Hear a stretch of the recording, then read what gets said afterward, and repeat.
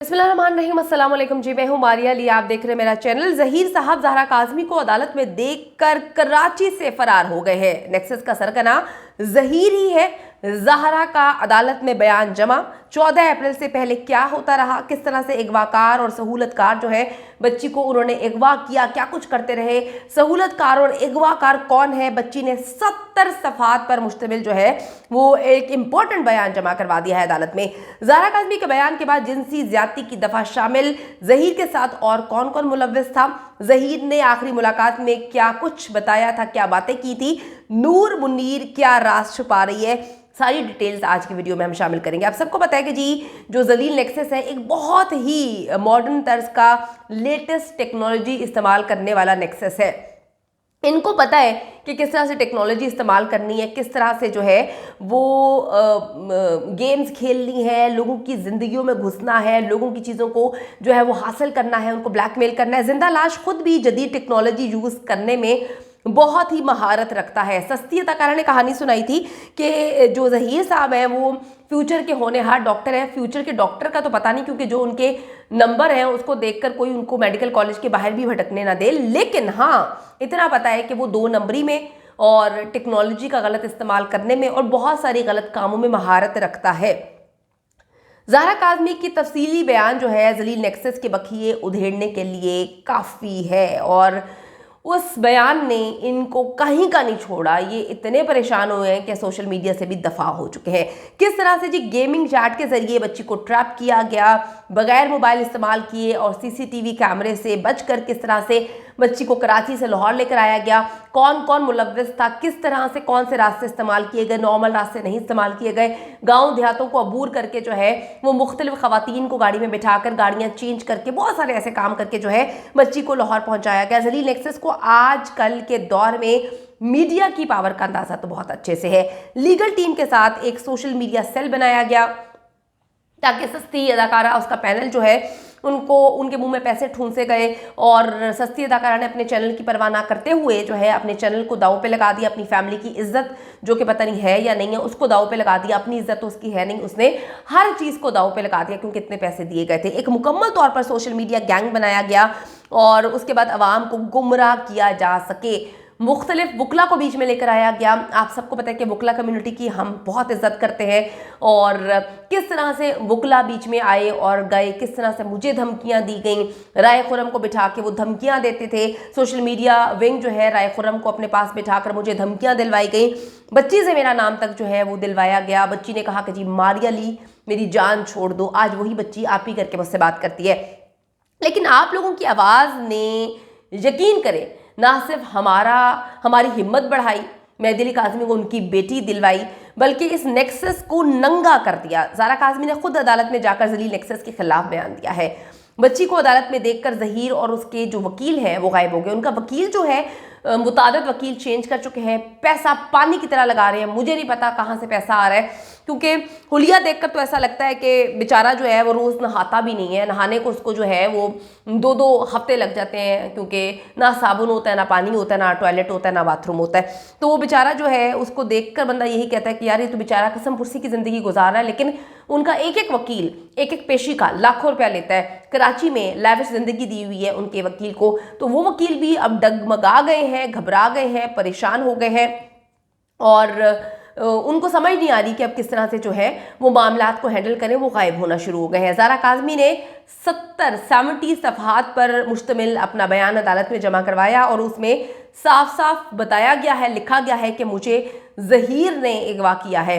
कोई प्यार मोहब्बत, कोई इश्क, कोई दीवानगी, कोई माँ बाप से नफरत, ये सारी चीज़ें थी नहीं। ये सिर्फ और सिर्फ अगवा और ट्रैफिकिंग का केस है। जिस तरह से बच्ची को अगवा किया गया, इन्होंने प्लान बनाया हुआ था बच्ची को मुल्क से बाहर जो है, दुबई का प्लान था जहाँ पर बच्ची को जो है इन्होंने बेचना था।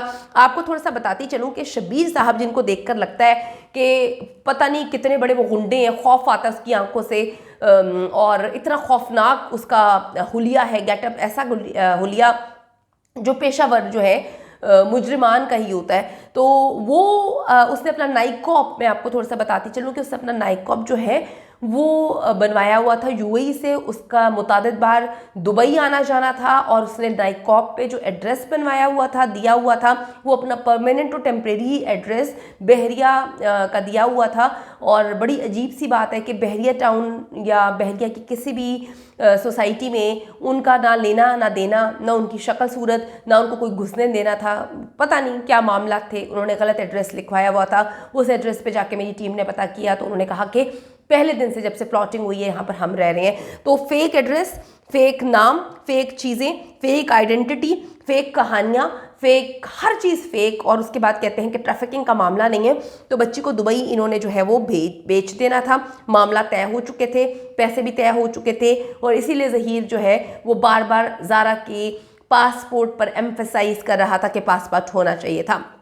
अच्छा जी, बच्ची ने बताया है कि उसकी उम्र 14 से 15 साल है और वो जलील नेक्सस के तशद्दुद से मजबूर होकर गलत बयानात देने पर मजबूर थी। उसका जो दूसरी बार मेडिकल करवाया गया था, जो पाकिस्तान की हिस्ट्री का बड़ा तरीन मेडिकल बोर्ड बनाया गया था, उसमें जो उन्होंने बताया था वही बच्ची की जो है वो उम्र है। ज़ारा काज़मी ने यह भी बताया कि उसे जिनसी तशद्दुद का निशाना बनाया जाता था और बच्ची के बयान के बाद उम्मीद की जा रही है कि अब ज्यादती की दफात भी चलान का हिस्सा बन जाएंगी, क्योंकि इनके सगे मामे जो बने हुए थे, यानी कि जो तफ्तीशी अफसरान थे जिनको बड़ी रकम फरहम की जाती थी, उनकी तोंदों में जो है वो हराम का पैसा था, उन्होंने कोशिश करके बहुत मामलात को ख़राब करके जिनसी ज़्यादती और तशद्दुद की दफ़ात को गायब करने की कोशिश की थी और इम्प्लीमेंटेशन भी हो गया था।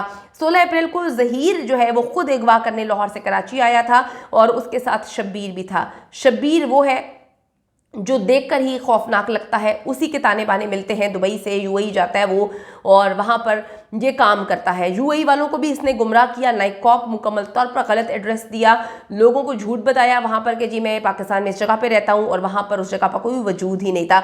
ज़ारा काज़मी ने यह भी बताया कि वह स्कूल जाना चाहती है लेकिन घर से बाहर जाने से डरती है, क्योंकि ये हर वक्त मेरी रैकी कर रहे हैं, अभी भी रैकी की जा रही है। मुझे ऐसा लगता है कि जब मैं अपने वालिदैन के साथ शॉपिंग करने जाती हूँ, मुझे ऐसा लगता है कि पीछे कोई आंखें मेरा ताक़ुब कर रही हैं। और उसके बाद जब मुझे पता चलता है कि ज़हीर और शब्बीर कराची आते जाते हैं और वो यहाँ से नहीं जा रहे, तो मैं और मज़ीद डर जाती हूँ। उसे लगता है कि जी मुजरिम आज़ाद घूम रहे हैं, जिसकी वजह से जो है दोबारा उसको नुकसान पहुँचाया जा सकता है। क्योंकि ज़ारा ने ये भी बताया था कि बार बार कह रहे थे कि मेहदी अली काज़मी को हम मार देंगे अगर तुम हमारे बयानात पर या हम जो तुम्हें सिखा रहे हैं अगर तुम उसको नहीं मानती, उस पर अमल नहीं करती, तो हम तुम्हारे बाप को मार देंगे। अदालत ने हुक्म दिया है कि बच्ची को सिक्योरिटी फराहम की जाए। ये बच्ची की तालीम हासिल करने की उम्र है, बच्ची को जो है हर हाल में तालीम हासिल करवाई जाए।